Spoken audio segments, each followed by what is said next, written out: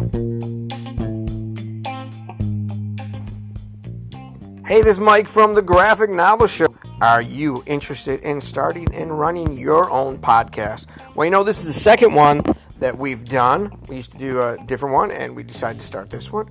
And last time we used Anchor, and you know what? We decided to go back with Anchor again because they are the easiest way to make a podcast. They give you everything you need in one place for free. You can do it right from your phone or on your computer. Anchor gives you creation tools that allow you to record and edit your podcast so it sounds great. You can do that right from your phone. That's quite amazing. They'll also distribute your podcast for you so it can be heard everywhere, like Spotify, Apple Podcasts, Google Podcasts, and many more. You can easily make money from your podcast with no minimum listenership. Now, what you need to do is go download the Anchor app or go to anchor.fm to get started.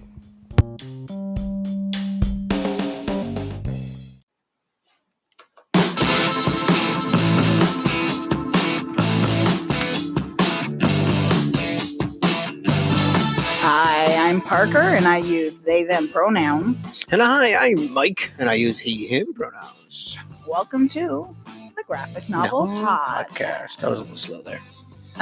All right. This is a show where we discuss graphic novels, zines, and other comics, and we throw in a bit of real life. We talk about some queer issues, race issues, death, relationships. We do all that. And each week, we bring you a new episode. And if you like the show, you know what would help us a lot? Go on to Apple Podcasts, give us 5 stars, rate us on Spotify, YouTube, or any one of the other podcast applications that you use. And if you subscribe to us, then you'll get the podcast as soon as it's uploaded. So it'll be right there waiting for you. That's right. And you can always interact with us or comment on Twitter, Facebook, and Insta. And if you visit us at anchor.fm/graphic novel podcast, you can actually leave us a voice message. Most importantly, the best way to help us grow this podcast, share it with your friends. Just telling one of your friends about this podcast and how much you're enjoying it can help get the word out there, which means we get more listeners and we get to share everything with everyone. Exactly. Exactly. We're up to a whole $10 that we've made so far doing this show. So we're doing great, you know. We don't do this for the money. We in case that wasn't clear. Oh! I think I. Oh, did I not tell you? Yeah, this is just the joy of podcasting. I missed out on that. I guess I didn't understand that. That must have been the morning meeting that you missed. It probably was. Anyhow, so how you doing this week, Parker? I'm doing really good. I know you are. I know you are. Got some good news today, so that'll be awesome. Yeah. 3 weeks. Mm-hmm. Anyhow, got another great show for you. We are working on doing, let's see, what do we got? Got one major book review. I'm going to do a review of an app and a little news. And I think that'll cover most of everything today. Review of an app makes it sound like it's not what it is, which I like. I like that it's mysterious. No idea what it is. Yeah. But, yeah, so I think that, we talk about coronavirus every week, and I don't think we'll talk about it this week because it's the same Except that you it's just been. did. It's the same as it is everywhere. Same as it is everywhere. Anyhow. We're going through the phases, though. We're going to start lifting, hopefully. Yeah, we're going to lift things. It was nice to go to... What is that? It was nice to go to Costco and see everybody wearing masks. That was one nice thing. Everybody that came out of there had a mask on their face. I mean, I sit in the car, so I don't come into contact with anybody. Watching people in the parking lot all having masks on was so exciting. But then you go into Kroger, Fred Meyer, and 20% maybe had masks on. It's like we don't have to wear no goddamn masks. That's exactly what they sound like, too. It is, because they're all crotchety people. Crotchety. I don't. Please wear masks, people. Cover your nose and mouth. It's for you. If you've seen the one, they have I the like one that diagram. 2 minutes ago you just said we weren't going to talk about it. They have the one diagram that shows two people facing each other, and it shows like whatever it is, whether it's a sneeze or just they're talking, whatever. Yeah, because it shows and it tells, two of them neither have a mask, most exposure. One has a mask, They have less exposure than the other one. They both have masks. Then it keeps their both exposures down. Yeah. But nobody is guaranteed not to get it, even with a mask. Do you have do your passengers usually have masks? What's the percentage there? None of them? Oh, it depends on which route I'm doing, but I would say 10%. 10? Oh, yeah. Wow. If it's a small load, it could be 50%, but... Do you think that we would get... Let's see, I took 3 people to the college yesterday, and 1 was wearing a mask, I think. Do you think that we should... What do you think would happen if we went to the bus stops and put masks out? Do you think people would take them? You don't think people would take them? No, I don't think a free cloth mask? I don't think people give a shit. I don't know. No, they don't care. Because they're not easy to access, right? You can get masks. Where? You can wear a goddamn bandana over your face. Okay, but... Yep. No, people don't care. So people just wouldn't take them, yeah. There's things on the internet how to take an old T-shirt and make it into a mask without any hooks or anything. Okay, not all people have access to the internet. Okay. Nope, they don't. They don't, but enough people know how to take a bandana and wrap it around their face. So they've robbed enough banks. They know how to do that. Well, that's the other thing, too, is that especially when you read those stories about Black people getting harassed in stores for having a mask on, it's like, well, I mean, if I was them, I probably wouldn't wear it either for my own safety. Exactly. Well, do I want to get COVID and, have a somewhat shot of dying, or do I want to get shot in the store because I have a mask over my face like I'm supposed to? I know. It's very, very difficult for them. Yeah. All right. I guess I can't blame them, I guess, is my point. You can't. You shouldn't blame them.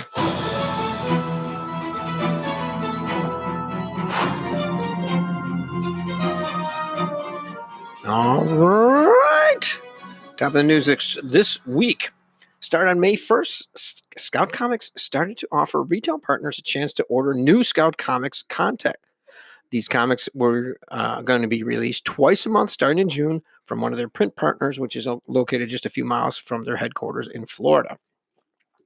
So they're going at this point in time, they're going the direct route, which probably for some comic book stores is going to be a pain in the ass unless they really like their content, because they could go to Diamond and order from one place and get all their shit at once, or they can start ordering from a bunch of different publishers and having to worry about all that and paying different bills and all that. But you could see what happened with Diamond when they decided they weren't going to ship books. So I mean, yeah. So anyhow, they have a book coming out next month. It's called Yasmin. It's #1. It's written by Saif A. Ahmed, and the artist is Fabiana Mascolo. It's Iraq 2014. Life couldn't be better for 16-year-old Yasmin, as her family is able to buy a big new house. Then ISIS invades Mosul. Her Shia family barely escapes while she is captured by terrorists and sees her uncle executed. She is sold to an ISIS fighter as a slave and must relinquish her innocence in order to save her 3 Yazidi friends who are punished with starvation. And there's more to the story, but interesting story. And a female artist out of Italy. So, and a non-white writer too, who probably understands the story and the location. So, sounds like an interesting story. It'd be good.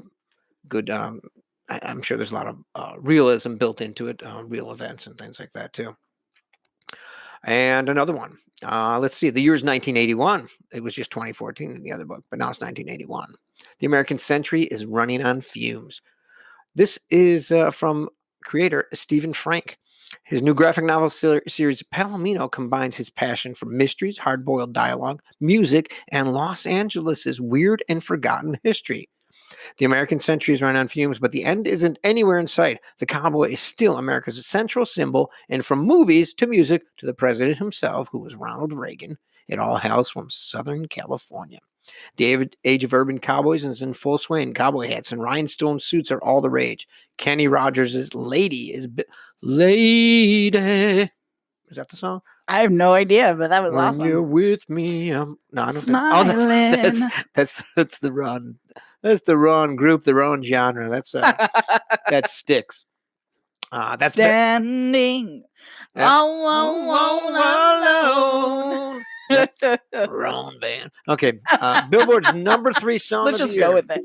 Dolly Parton is a national icon, and across LA, 6 nights a week, American musicians, TV actors, stuntmen, cops, hustlers, and broken souls all play their part in the cultural myth-making. Most of them are just trying to survive on the B side of Los Angeles. So he had a quick Kickstarter campaign. He was looking for $12,000. He got $25,768. I think it just ended yesterday, and he got 694 backers. And it looks pretty cool. It's kind of like a hard-boiled detective country western LA. It's a funky sounding thing, and it sounded pretty cool. I like that detective kind of stuff. And LA, I used to read Philip Marlowe, and some of those are set there, and it sounds like a pretty cool story. So so I was interested in that, and that he filled that up. So that sounds good. All right, I should say he filled the Kickstarter. He completed it, so he could. Did he fill it up? He filled it up. All right. He filled it up. All right. So I'm going to do a review of book we had done. No, did we do this book? We didn't do this book. Nope. We did. I'd seen the book before. I saw it when we were at Short Run because I saw the creator, Ezra Clayton Daniels, there. Told him how much I liked Bottom Feeders. That one we read. That one we did read. But I saw this. I mean, we did a podcast. The cover is just weird, and I just every time I looked at it, I'm like, I don't know. It's funky. It is very funky. I don't know. I like funky. I know. So this is written and illustrated by Ezra Clayton Daniels. It's developed by Eric Lawyer, and the music was by Alexis Gideon. I don't remember the exact time frame. Let's see if it says it in here. But this app is the book, and it is the book with a full music score and kind of like a Hoopla or something where it scans pages, but each one is different. It's like they're not the same. It's like it zooms in on one piece and then it zooms out and it adds some other features. The pages all like turn differently. They open up from a small scene to a giant scene. Oh, that's very cool. And they keep different things. It's like, it and it's on and it moves. Like if you move your phone, it moves. It doesn't just it's not static. Huh. I don't know where the music is. The music did not work for me like halfway through it. Oh, really? And I monkeyed around and I got the music to work. It was so intriguing to listen to the music when you started playing it. Yes, the music is very cool.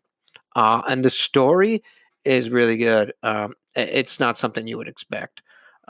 Which is the best, really. It is. I had no idea what it was, and I'm reading it, and the art is really good, and I like the immersiveness of the like the word balloons are they're like right up to your face, like they're on the screen. Huh. But then like the pictures, like some of it's like 3-dimensional, like it's in the background, and like he brings some of the stuff up front. And I had read, it might be in here, but he had worked on this for like a decade. Oh. It was something like he just kept saying it was coming out and coming out. The book had been out, and he just kept saying, yeah, we're going to do this. We're going to do this. And he got together with these other people. Uh-huh. And over time, they finally put it together. And it is cool. And it's such a good story. Oh, that's right. It's about this old couple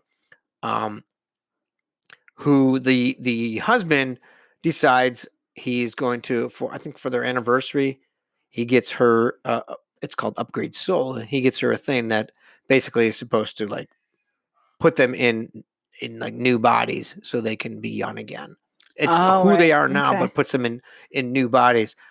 But the procedure didn't work properly. Ooh. Yeah, so it doesn't turn out quite the way they had hoped. And so that's what most of the book is about, them dealing with all this and going through it and all kinds of crap, and their son trying to get or son or somebody like that trying to get them in it's not granddaughter, friend, something like that. But it's the story is really good. I haven't read it in a while. That's why I'm not 100% versed on what's going on. We were going to do this together, and it's just we haven't had time to try and work it in. We will, though, I think. But it's you want to do a full episode on it, do you think? I mean, we could because it's really a cool story. Yeah.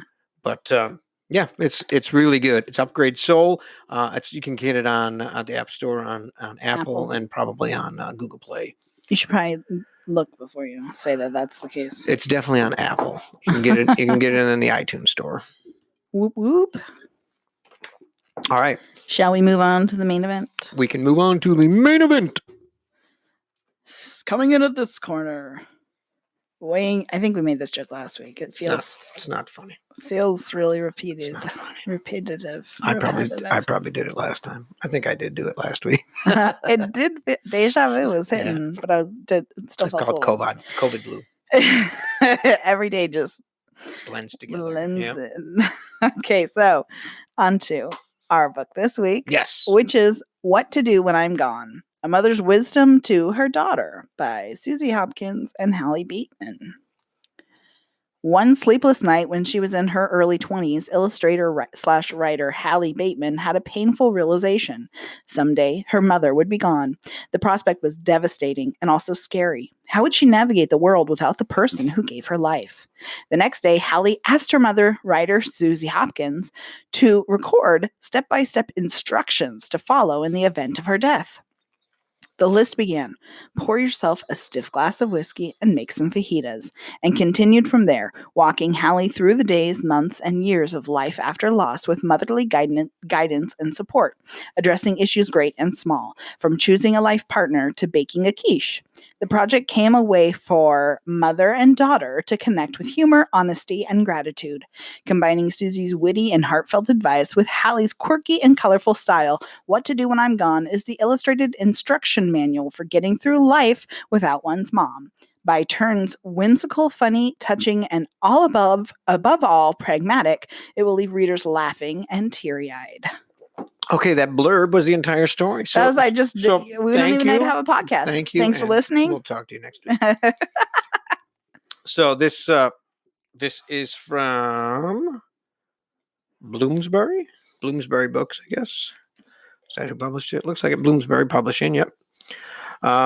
So Hallie Bateman is an illustrator and writer whose work has appeared in The New Yorker, The New York Times Magazine, Lenny, BuzzFeed, and The Owl and Owl, AWL, and elsewhere. Her creative journal, Brave New Work, was published by MoMA in 2017. She lives in Los Angeles.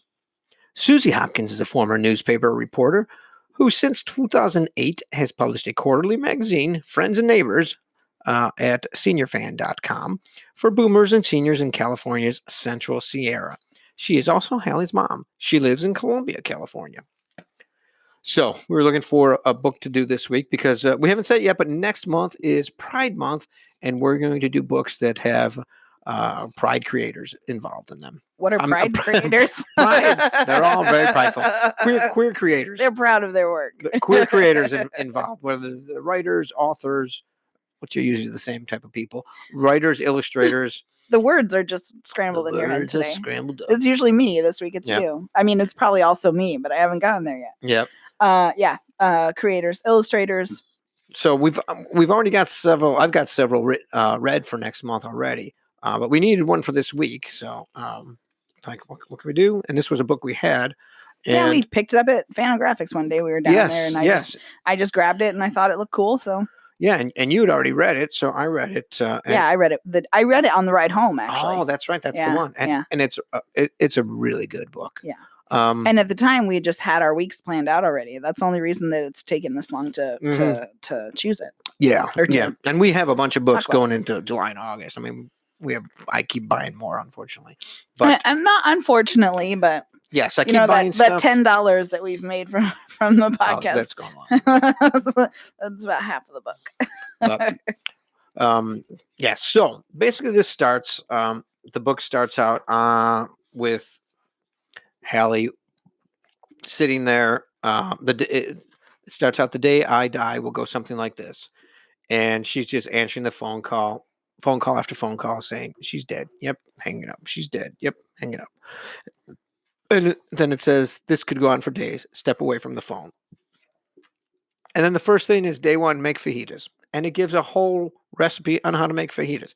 There's never like 2 cups of this or anything. It's like, here's how to make it. Here's all the ingredients. Kind of wing it. You don't have to measure things. Just kind of guess. I mean, that's how fajitas are, right? They're not really none of the recipes are like that. So throughout, she throws in recipes throughout. She doesn't have exact measurements on any of them. No. I didn't remember. But it's good. But it might be like one garlic, or a clove of garlic, an onion. but some of the stuff you can try. It's not like baking, although there was dumplings or something in there, right? Yeah, and they didn't have I don't explicit think so. instructions. I think on it's just kind See, of I guess. can't do that though. Yeah, I can do that. I know you're better than me when it comes to and then it's like it's day by day, day 2, day 3, and it's you're dealing with the loss of a parent, and this is the parent talking to you first of all in real life now while they're still alive, which is it was probably I would guess that it might have been a little difficult doing the book. Well, I don't know, because she talks about how their family has talked about death. They talk about death around the dinner table, and her mom, true. had, I want these 2 songs played, which is yeah. My mom is the same way. So my brother and I both play instruments, although my brother hasn't picked his up in probably 20 years. I don't know. It's been a long time. But I bet he could pick it up and play. Yeah. But I play the saxophone and he plays the trumpet. And so she said she wants these 2 songs played at her funeral. And she's obsessed with the color purple. So the color purple will be everywhere. And she loves purple carnations. So those will be everywhere. And so we have those set things that we all know she wants. And it's been something we've talked about for years. Yeah, as long as I've known you, I don't remember the song name, but yeah. Really? No, I don't remember the song name. Wow. So don't wow me. Wow. It's not yours, death song. Wow. Oh, I'm going to poke you in the eye. So anyhow. Why? How would that benefit anybody? Because then if you're going to say wow, then you could say ow.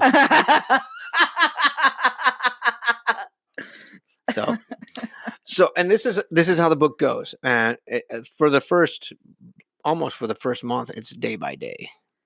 No, it goes like the first year, the first week, and then it's like the first month, and then it's months, and then it's years, and then it's like 5, and then it goes every 5 years. Yeah, it goes through her entire life. Yeah, and it's good. It's like on day 4, write my obituary, and Susie talks about how journalists used to write obituaries, and now people, family members send in the stuff, and they just send in things like, she was devoted to her beloved Dachshund Dinky, and most people don't give a fuck about that. If they're reading an obituary, they don't care.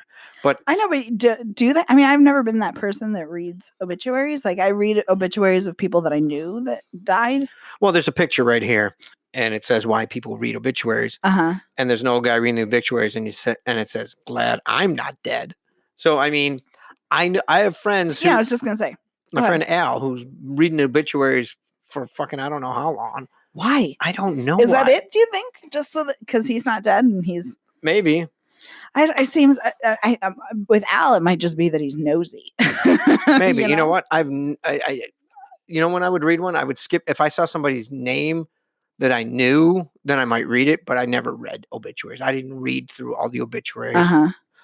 I would read like famous people ones sometimes. Yeah, I could see reading famous people's obituaries. I've only ever read obituaries of people that I knew had died.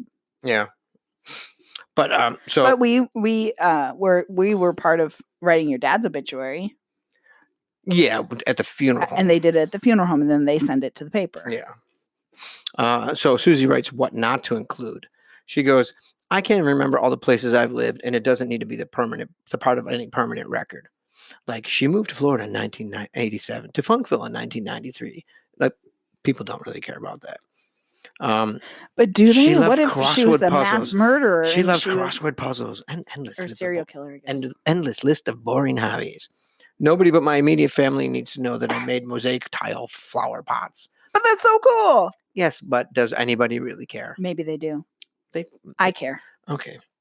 I don't know. I get what she's saying too, but I mean, but do people? I don't know. Like my uncle. I think they got my uncle's in because he served during World War II. And a lot of times, especially those people, they can put in. He served in the U.S. Navy. 1942 to 1944. On the USS Enterprise. And we should just do them like birth announcements. What? Just do the opposite of birth announcements, just death announcements. Here's their name, here's their way to death, what day they died, what time they died, and where they died. Right? What the hell is that? That's what birth announcements are in the paper. Oh, yeah. just do birth announcements, but for death. Oh, I got you. Okay. Yeah. Yeah, it would take up less space. At the same time, newspapers are where all these were published previously. Yeah. And now they're print newspaper sales are down tremendously. So there's less people reading those things. Now, a lot of times you go on to, it's the funeral home website. Right. And Dignity, which owns 3/4 of the funeral homes. And now. then people can comment and send flowers Yes. right from there. Yes. Or I know like my grandparents had all their Yes. money sent to the museum that they used to volunteer for. And yeah, in lieu of flowers and donation too. Right. Yeah. So it, obituaries are interesting. But anyhow, let's jump to the art for a second before we continue on. Oh, yes. We have to talk about the art because I loved it. Yeah, Haley's art is really good. I really enjoyed it. It's I don't know. It looks like it's painted. I mean, when you look at it, they look like they're all painted. Yeah, definitely. And I like it. Yeah. I like it, and it works really well with the story. She picked some good things to. It feels more personal, I feel like. It definitely does. The book is very personal. Yes. But also not. Like it fits. Anybody can pick it up. Like, yes. If you're needing advice. Yes. I mean, I don't know, maybe not, but I felt like not for everybody probably, because everybody grieves differently. But absolutely everybody grieves differently. But I felt like anyway, I could. I'm one of those people who likes to have something in front of me telling me what to do. And if I see, and especially the way, and then when I tell you what to do, you have a problem with it. Well, see, you're not understanding what I'm saying right now, but we won't get into that. But no, you're correct. I get this. Like the one day it's like bake brownies. Yeah, exactly. If that's all you do all day, that's fine. Because it takes your mind off of everything for a little while, and that's part of the thing. That's part of the thing with the recipes. It's something to do, and like the brownies one specifically says, don't make them all for yourself. Call up a friend or two to come over and eat with you, and not somebody that's going to complain about the fat. Somebody that's going to come over and just eat brownies with you and just listen. And just listen or talk or just hang out. Yeah. You can binge Netflix or whatever and just sit there. You don't have to talk if you don't want to. Yeah. Sometimes you just need somebody else around. Yeah. Especially if you're alone, if you're single, or if you don't have siblings. And sometimes even with siblings, you don't want to be around them all the time. Yeah, can you imagine? Yes, I love being around my sibling. But her art is really nice, and it's fun the way it fits with the story nicely. By day 6, they're visiting an all-night diner. Call your best friend that can come and just hang out with you. If you want to talk about death and everything, that's fine. But make sure that they're the kind of person that'll just sit there and talk about anything with you. Yeah, not tell you not to be sad, or that you shouldn't be dwelling on these things, or you should just move on, or whatever. She also has I like that page, or 2 pages actually, where advice or things people are going to say to you. Oh yeah, and how to not respond to them. Yeah, let me find that. I love that. Yeah, Big Brownies is on day 15. Okay. It says, see a blockbuster movie. Just go to the movies, forget about everything. Day 17, what people are going to say to you and how not to respond. Things like, I know just what you're going through, but how not to respond. Oh my gosh, are you my long lost sibling? If not, you have no idea what I'm going through. Yeah. Or she's in a better place. For sure. Seems like overly confident conjecture to me. Or the last one that I'm just going to pick here. At least she had a good, long life. Actually, most of it was just okay. She didn't take too many risks, which is exactly why she should have lived at least 20 years longer. So, you got that stuff. I don't know. I like that. It's hard because you don't on the other side of the coin, you never know what to say to people. What are you supposed to say to somebody that lost their mom? You just want to try and help them feel better. Sometimes people don't want to feel better. All I can ever say is I'm sorry for your loss, because that's the only thing that conveys that I'm there for them, but also doesn't make any assumptions about how they're feeling or anything else. It's just, I'm sorry. I grew up. I've seen a lot of death. I've seen a lot of funerals, just because I had a big family and there were old people, so I saw a lot of death over the years. And I heard I it, did too, but I didn't have a lot of old people. but I heard it. I heard it all. And as I grew up as an adult, I could not say the same things to people. It just did not come out, and it did not sound sincere.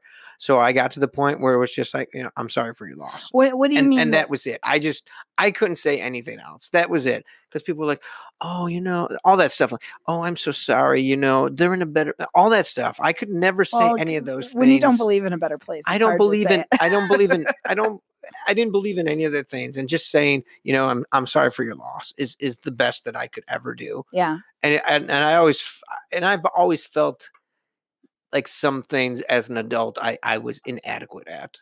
And that's one of them. Yeah, that was one of them. Conveying conveying not just feelings, your but sympathies. Yeah, but that, yes, but I mean in general, there's a lot of little things like that I saw my parents that were just, the previous generation learned things differently.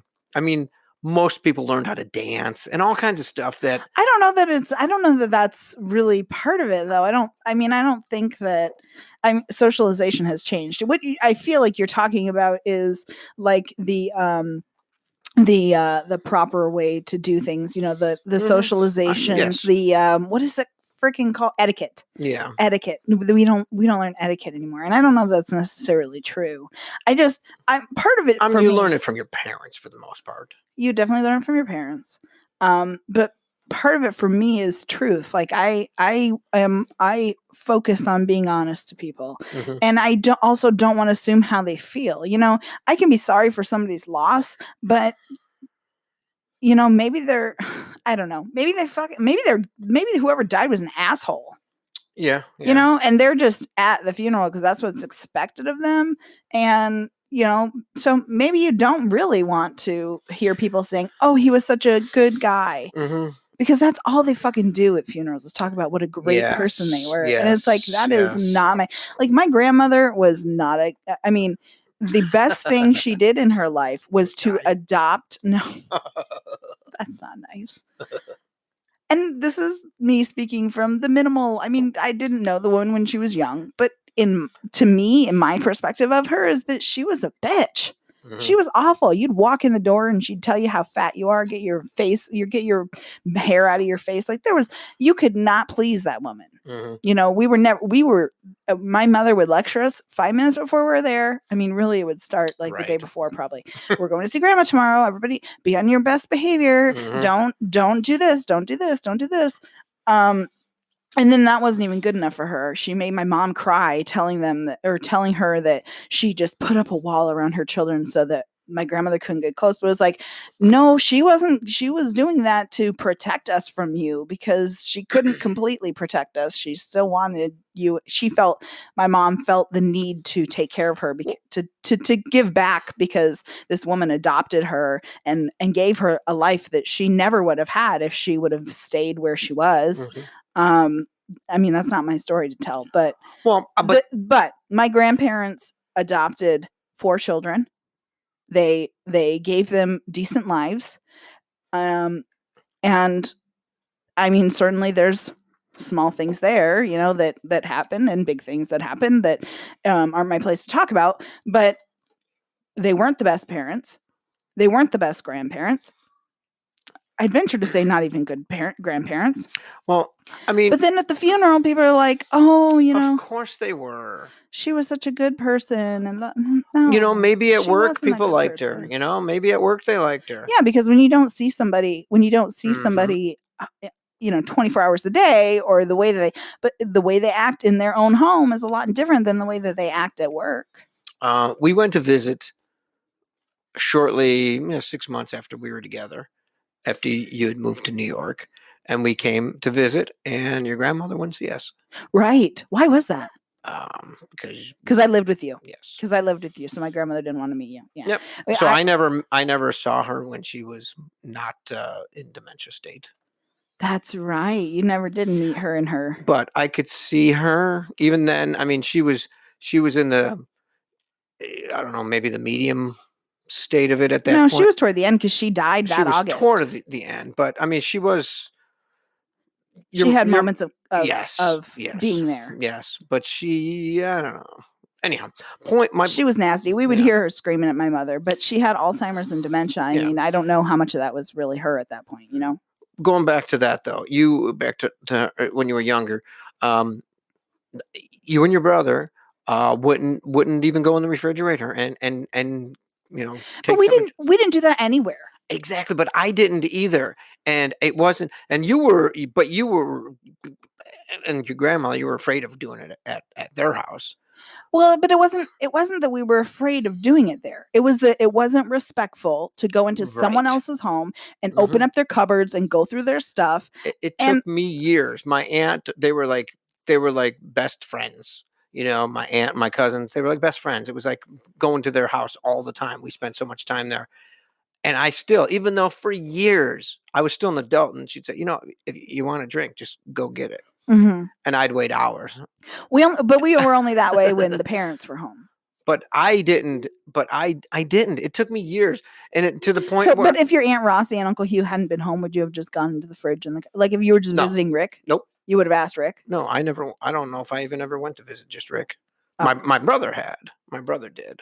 My brother used to go hang out there. Well, because I'm just thinking, like when our parents were gone, we didn't, or when my neighbor, I'm thinking growing up, our neighbors, if their parents were gone, Melissa's house, we go over and go into the cupboards and fridge or whatever. I never did. But Amy's parents someone was always home.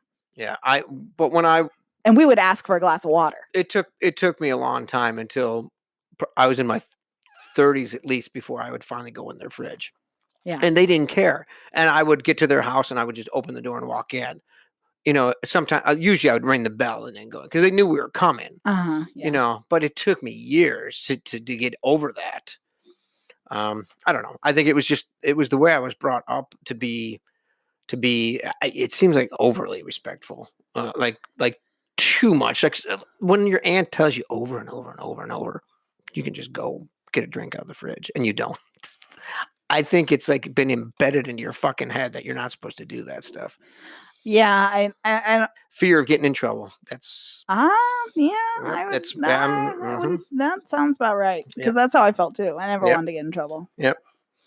But anyhow, so that kind of veered off course a little bit, but it tends to. But so there's the book just goes through a lot of stuff. I like how she says about how you're going to find stuff. Allow me to explain the stuff you're going to find, like a dildo, like your mother, vibrator. Your mother does. It was a vibrator. It's a vibrator. Like she goes, like your mother doesn't masturbate. But does it say masturbate? Yeah, doesn't it? I thought it said have sex, but maybe it says masturbate. Okay, well, mothers don't have sex. Yes, have sex, because clearly she has sex. She has a child. Yes, so. Yeah, I guess she didn't want to say masturbate. Anyhow, the point is... We've now said it. How many times? They did it. Bake a pecan pie. Oh, this one actually has all the ingredients properly because it's baking. And maybe that's the difference. Because you're baking something versus... and it has the explicit instructions. See, told you. Yeah. I knew it. See, I can't bake that way. Yeah. Cooking, you don't have to really have exact measurements of things. But the book goes through time. Goes through, buy yourself a good pair of shoes. You deserve to do that. Write things that you hate and pick a couple that you don't care about anymore. Like you don't like shaving your legs, so don't do it anymore. Yep. And I love that. And it gets to that first year where then it hurts, that first year when your parents gone and you're everything is the first time you're doing you're doing this without your mother. The first Mother's Day. Yes, the first Mother's Day. You're on the beach where you always used to go or something, and holidays. Yep, it's always that. Yeah. We talked a lot about that with my dad, and and there's just all kinds of stuff. It goes into to years and years down the road to where you're talking to your own kids about death, and you're afraid to commit to a partner, and then she's giving you advice on what to do. Is it going to make you happy or not make you happy? Are you going to learn something or not? It's and the coming out of that was also, if you divorce or separate or whatever, it's not the end of the world. You're not a failure. We've talked about this before too. And the way you look at things will help shape. I mean, how many people refuse to get a divorce even though it would be better for them? The kids. Oh yeah, for the kids, even though the kids would be better off if you were divorced. Exactly. Or I mean, any number, anything like that. Mhm. It's just that the way that she moved through the book through the years, because grieving isn't a process, or grieving is a process. Sorry, it doesn't end after a year. Once that year is over and you've done the things the one time without your parent, it doesn't just stop then. Right. It's not over just Right. because you've gone a Mhm. full year or 2 years or 5 years. There's no set of time that you can grieve. There, And I really like that she did that she went all the way through potentially the next death, Yeah. her daughter's death potentially, because I mean, Well, sometimes you are yeah. grieving for that It long. still hurts. I mean, we Yeah. went to visit my father's grave, few years later, and Yeah. I mean, it just hurts, Yeah, and absolutely. because you just, Well, we found that video of him the other day, and Yeah. we just sat there. I sat there crying because Yeah. it was just, Mhm. remembering him, and Mhm. that's hard. Yep. But I mean, Even though now every- he wouldn't like me. I think that I don't think We don't have to dig I don't into think it. my mother would have poisoned him. I don't think so. Yeah, I don't know. She poisoned everybody else. It's because they like to drink from the well. But I don't know. Anyhow, it's yeah, it was. I enjoyed that book. It was. I loved It it. was really good. I loved it. Like I said, we bought it and I read it on the way home. Yeah. It was great. And it's not like sad or depressing or No, anything. no. It's just There's funny parts in it. We read yeah. a few things. There's funny parts. There's good sound advice in there, and there's good things just to do. Like we said, like the baking and stuff like that, and just going and hanging out with a friend and things with sometimes you. Like your parent has passed away, you don't know what to do, or maybe it's your best friend, who knows, and you take this and you just look at it, it's like, all right, this is what I should do right now, do this. I'm not gonna worry, because it's like 5 days in, it says clean your room or clean your house or something. Just do something, take your mind off of it and put everything in its place, just just organize things, and it's just something to occupy your mind. Yeah. But yeah, it's a really great book, and I enjoyed it a lot. So if you you want to find Hallie Bateman, you can go to halliebateman.com and check out her stuff. I really like her homepage there. It's disco ball, and the people are dancing, and like when you put your mouse over them, and they dance. Oh, yeah. Fun.